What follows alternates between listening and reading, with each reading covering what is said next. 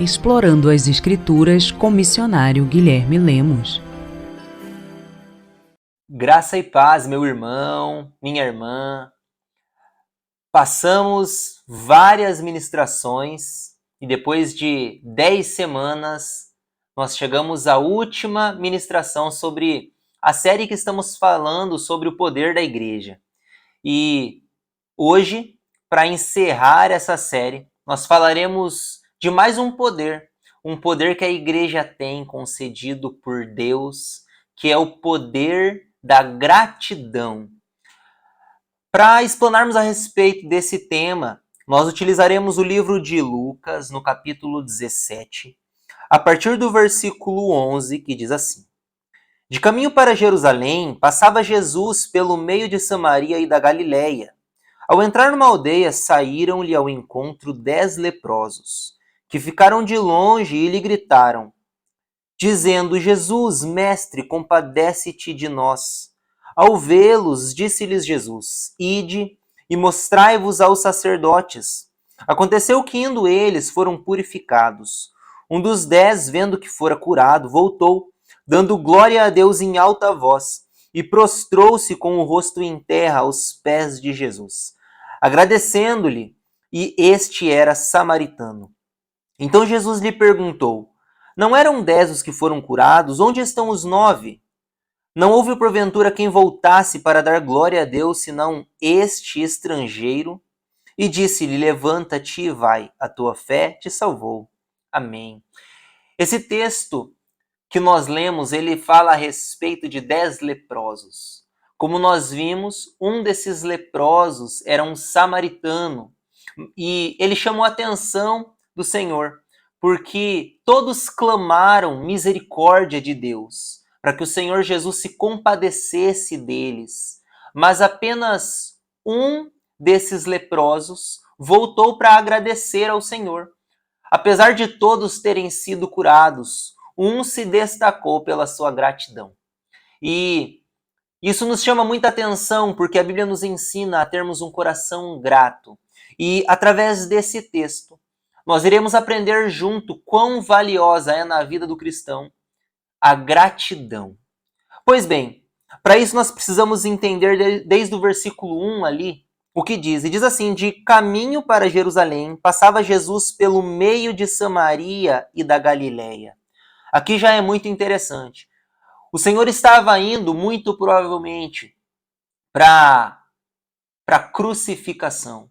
Ele estava seguindo o caminho para Jerusalém e muito provavelmente é o momento onde ele seria entregue às mãos dos malfeitores, ou melhor, ele se entregaria para que ele salvasse toda uma humanidade, salvasse a minha vida e a sua vida. E a cura que o Senhor vem executando, ela é profética, porque os profetas falavam a respeito desse Jesus, o Messias que viria para libertar os cativos, curar os leprosos, os enfermos. E esse Jesus messiânico, ele expressa mais uma vez aqui, não apenas o teu poder, mas ele expressa também o quão compassivo ele é, quão compaixão ele tem. E diz ali que para chegar até Jerusalém ele passou por Samaria e Galiléia. Isso é muito interessante porque Samaria, ela era uma região vista como, digamos, inferior pelos judeus. A história dos samaritanos, ela começa logo após o rei Salomão. Então, após a morte do rei Salomão, foram divididos o reino de Israel. Ali nós começaremos a ver o reino do norte, sendo Samaria como a capital, e o reino do sul com a capital em Jerusalém. Porém, o reino de Samaria, o reino do norte, ele acabou se destacando pela sua vida precária, pecaminosa diante do Senhor. Eles tiveram alguns reis, vários reis, e esses reis, na sua esmagadora maioria, se voltaram as práticas pecaminosas, a adoração de outros deuses. Também aconteceu que o fato de eles se voltarem aos deuses estranhos fez com que eles fossem levados cativos para a Síria, começando ali pelo rei Salmaneser. E alguns foram levados cativos, em contrário a isso, outros povos foram trazidos para habitar em Samaria. E ali, os moradores de Samaria acabaram se envolvendo com esses outros deuses, com os deuses desses outros povos. Então, nós não tínhamos aqui uma linhagem totalmente pura judaica. Era uma linhagem que tinha sido envolvida, misturada com outros povos. Por causa disso, os samaritanos eram vistos de uma maneira a serem inferiores. Não apenas os samaritanos, mas a região da Galileia também era uma região não vista como muito benquista diante dos judeus. Não podemos comparar com como era Samaria, mas esses dois lugares, nós podemos dizer que eram lugares inferiores. Eram lugares vistos como não muito quistos pelos judeus. Mas logo após a morte de Jesus e sua ressurreição, o povo recebe o Espírito Santo. E o Senhor havia dito a eles que o Espírito Santo viria. E através desse poder do Espírito Santo, manifesto ali no livro de Atos, no capítulo 1 e no capítulo 2, nós vemos o Evangelho sendo cada vez mais espalhado, explanado. E vai pelas regiões de Samaria, começando ali, por exemplo, após o martírio de Estevão. Depois Felipe foi precursor no evangelismo também entre os samaritanos. E os samaritanos depois eles vão ser evangelizados pelo Senhor. Mas aqui nos chama a atenção, porque o Senhor escolheu um povo santo. O Senhor escolheu ali o povo dele, povos de todas as nações para o santificar. E para que essa salvação alcançasse a nossa vida, ele passou pelo meio de pessoas que eram consideradas negadas, impuras diante da sociedade. Mas, certo momento, ele vai falar para Pedro, no capítulo 10, o Senhor agora, já assunto aos céus, vai falar através de uma visão, e ele diz a Pedro, não considere impuro aquilo que Deus purificou. E o Senhor nos ensina que, para que o propósito dele seja cumprido, ele escolheu andar de pessoas que eram não bem vistas na sociedade, consideradas impuras diante de todos. Quando nós vamos para o versículo 12 diz o seguinte: ao entrar numa aldeia, saíram-lhe ao encontro 10 leprosos. E aqui nós já começamos a aprender um pouco a respeito de algumas coisas que esses leprosos fizeram para alcançar a cura que eles tanto clamaram. 10 leprosos alcançaram essa cura. E uma das coisas que eles fizeram foi sair ao encontro de Jesus. E existe algo muito importante aqui.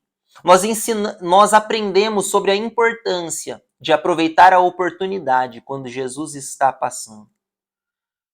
É importante pensar isso porque esses leprosos, eles não ficavam muito próximos das pessoas. Eles não podiam conviver junto com os outros. Eles andavam com um sino para alertar quando eles estivessem passando e avisar sobre a sua presença.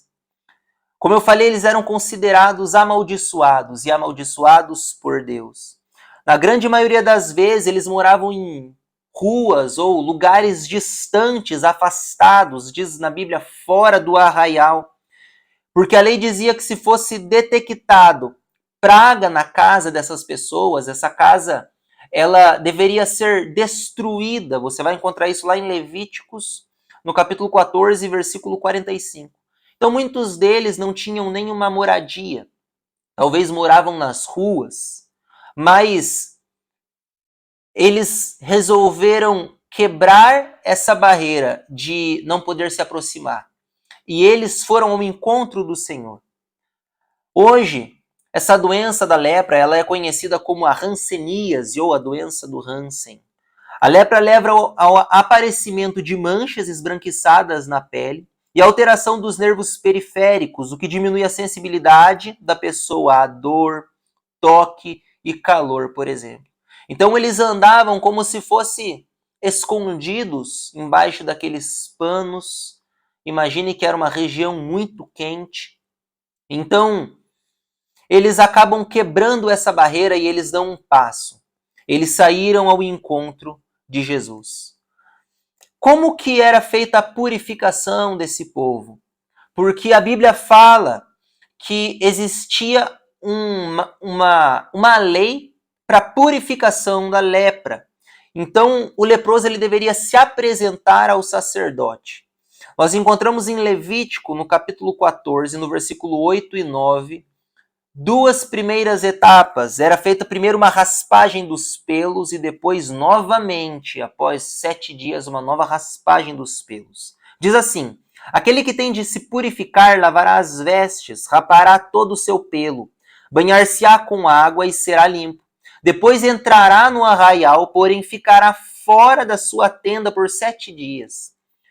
E a segunda raspagem diz que ao 7º dia rapará todo o seu pelo, todo o seu cabelo, a cabeça, a barba e as sobrancelhas. Rapará todo o pelo, lavará as suas vestes, banhará o corpo com água e será limpo. Se nós lemos no versículo 13, ainda de Levíticos, no capítulo 14, vai falar sobre o 8º dia. E no 8º dia, eles tinham que oferecer uma oferta pela culpa e uma oferta de manjares, para que eles fossem considerados ali totalmente purificados da lepra. Se o leproso não tivesse as posses necessárias para fazer a oferta, ele deveria trazer outros elementos que seriam de melhor acesso para ele, porque ele não tinha talvez não tivesse muitas condições financeiras para fazer aquilo. E esses leprosos, eles fizeram isso. Quando o Senhor falou, vai e se apresente ao sacerdote, era isso que eles iriam fazer. Era esse processo. O versículo 13 vai mostrar mais algo. Diz assim, que ficaram de longe e lhe gritaram, dizendo, Jesus, mestre, compadece-te de nós. Eles tiveram mais um outro ato de fé. Esse segundo ato de fé foi que eles creram no poder de Jesus e eles clamaram. E aqui nós entendemos a importância de não desistir diante da dificuldade. Por exemplo, em Levíticos, no capítulo 13, versículo 45, diz que as vestes do leproso em quem está a praga serão rasgadas e os seus cabelos serão desgrenhados. Cobrirá o bigode e clamará, imundo, imundo. Você consegue entender qual que é o cenário aqui? Eles não poderiam se aproximar dos outros. E ainda eles precisavam, quando viam alguém, gritar bem alto, imundo, imundo. Mas estes fizeram diferente. Eles gritaram pela misericórdia do Senhor. Eles gritaram, mestre, compadece-te de nós. Eles não permitiram que a limitação impedisse de chamar a atenção de Jesus. E apesar de não poderem se aproximar muito, eles clamaram. Eles utilizaram um recurso que eles tinham. Eles tinham a boca ali, eles poderiam gritar, e assim eles fizeram. Isso nos mostra mais uma coisa, que muitas vezes para que o Senhor se volte a nós, para chamarmos a atenção de Deus, nós precisamos ir além. Além do que aquilo que aparenta estar sendo acessível no momento. Nós precisamos tomar coragem para receber do Senhor aquilo que nós tanto queremos. E no versículo 14 nós podemos aprender o terceiro ato de fé que chamou a atenção do Senhor. Terceiro ato de fé na vida desses leprosos. E diz o seguinte, ao vê-los, disse-lhes Jesus, ide, mostrai-vos aos sacerdotes. Aconteceu que, indo, eles foram purificados. E esse terceiro ato de fé foi porque eles creram antes de ver a cura. Quando o Senhor falou para ele, tudo bem, ok, vão e se apresentem aos sacerdotes. Imediatamente eles acataram aquela palavra do Senhor e eles foram. Então nós vemos aqui fé nos 10 leprosos. Nós podemos falar de outros atos de fé aqui, nós destacamos 3, mas nós podemos ver que esses leprosos eles tiveram fé. E aqui nós podemos aprender com esses 10 leprosos a importância de crer antes de ver a cura. Por exemplo, em João, no capítulo 20, versículo 29, Jesus fala para Tomé algo que nós precisamos acatar para a nossa vida. Ele fala assim, por que me viste, creste? Bem-aventurados os que não viram e creram. Eles creram que seriam curados, por isso foram mostrar-se aos sacerdotes. O Senhor, nesse momento, em João, no capítulo 20, ele está corrigindo Tomé. Porque Tomé estava ali crendo no Senhor porque havia tocado nas suas feridas.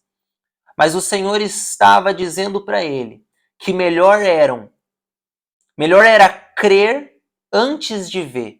Isso fala de uma fé realmente ativa. E é a fé que nós vemos nesses. Nós vemos nos 10 leprosos. Mas tem algo que chama a atenção de Jesus. Porque apenas um deles voltou para agradecer. Apesar de todos crerem e todos saírem curados, apenas um voltou para agradecer.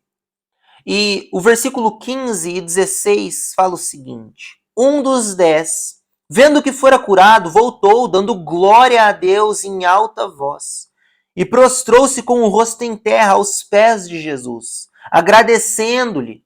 E este era samaritano. E aqui eu quero falar de 2 aspectos de uma pessoa grata, que nós vemos na vida desse samaritano. O primeiro aspecto é que ela se prostra diante de Deus. É impressionante que na palavra de Deus nós vemos as pessoas, quando elas são realmente gratas a Deus, se prostrando. Foi um ato que nós vimos também na vida de Jó. Em Jó, no capítulo 1, versículo 20, diz o seguinte: então Jó se levantou, rasgou o seu manto, rapou a cabeça e lançou-se em terra, e adorou. E disse, nu saí do ventre da minha mãe e nu voltarei. O Senhor o deu e o Senhor tomou. Bendito seja o nome do Senhor. Pessoas gratas, elas costumam se prostrar diante de Deus, porque elas reconhecem quem elas realmente são e quem Deus realmente é. Elas preferem se humilhar diante da soberania do Senhor. E aqui nós nos perguntamos o quão prostrado nós estamos. Não é um prostrar-se qualquer, é voltar para Deus com um coração prostrado. E esse é o segundo aspecto de uma pessoa que realmente é grata a Deus. Ela volta para Deus assim como esse samaritano fez. Não adianta prostrar o joelho, senão prostrar o coração. O que destaca não é o fato de esse samaritano ter voltado. É ele ter voltado priorizando o Senhor. É interessante porque ele preferiu agradecer a Deus do que receber a bênção. Agradecer a Deus, agradecer a Jesus Cristo naquele momento para ele foi mais importante. Imagine comigo que talvez o sonho de todo leproso era se apresentar ao sacerdote e poder ter sua vida social ressarcida, poder ter acesso às outras pessoas, conversar com as outras pessoas, poder ser tocado e tocar em alguém. Talvez o sonho dele era poder tocar em alguém da sua família. Talvez o maior sonho de todo leproso era poder se aproximar de alguém. Mas para que ele fizesse isso, ele precisava se apresentar ao sacerdote. Porém, ao invés de ele ir ao sacerdote, ele priorizou ir a Jesus. Porque as pessoas que realmente são gratas, elas se aproximam de Jesus ao invés de se aproximarem do seu sonho. Elas preferem Jesus Cristo acima de tudo. Isso nos ensina e nos questiona o quão próximo de Jesus nós estamos, porque isso fala do quão grato a Deus nós somos. Gratos a Deus porque pelo que Ele tem feito na nossa vida. E aqui nós começamos a imaginar o que o Senhor tem feito na nossa vida. Talvez alguns digam, não, mas eu não tenho algo específico para agradecer. E esquece que acordou com saúde, acordou com vida, que tem um prato de comida para colocar na mesa. Outros falam, não, mas eu passo fome. E esquece de agradecer das coisas mínimas. A palavra de Deus nos diz que o Senhor nos deu luz, que o Senhor nos deu chuva, que o Senhor nos deu tudo. Para alguns olham para o sol e reclamam, nossa, como aqui é quente. Alguns vão chegar lá no Nordeste ou numa região árida, semiárida do Brasil e vão reclamar do sol. Outros vão chegar numa região que está sendo alagada por causa da chuva e vão reclamar da chuva. A realidade é que um coração grato a Deus, ele entende que diante da dificuldade, ele recebeu tudo que ele poderia ter, que é ser agraciado pelo Senhor Jesus. E ele se volta para Deus. Então, prostrar o coração é submeter tudo a Deus. Submeter as finanças, submeter os sonhos, submeter o futuro. Voltar-se para Deus fala de priorizar Jesus Cristo e fala de submeter a Ele o futuro. Outra coisa que nós aprendemos é que todos pediram compaixão de longe, mas apenas um agradeceu de perto. Porque eles foram, a palavra de Deus nos diz ali, que eles ficaram de longe e gritaram. Isso é bonito porque eles utilizaram o que eles tinham, eles romperam uma barreira, eles foram até Jesus, mas não se aproximaram muito, mas eles deram um passo. Mas apenas um, depois de curado, chegou bem perto, a ponto de se prostrar diante de Jesus. Clamar compaixão de Deus de longe é para todos, mas voltar para agradecer a Deus de perto é para quem entende o estado miserável que estava antes de ter um encontro com Jesus.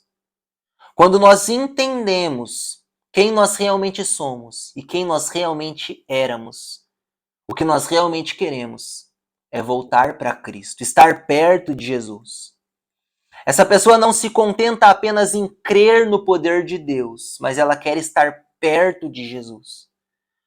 Observe que todos tiveram fé para ser curado, mas apenas um voltou, se aproximou e agradeceu a Jesus. Vocês lembram os 3 atos de fé que nós falamos? Eles saíram ao encontro de Jesus, foi o primeiro ato de fé. Segundo ato de fé que nós falamos, eles creram no poder de Jesus e clamaram. Terceiro ato de fé que nós falamos foi que eles creram antes de ver a cura.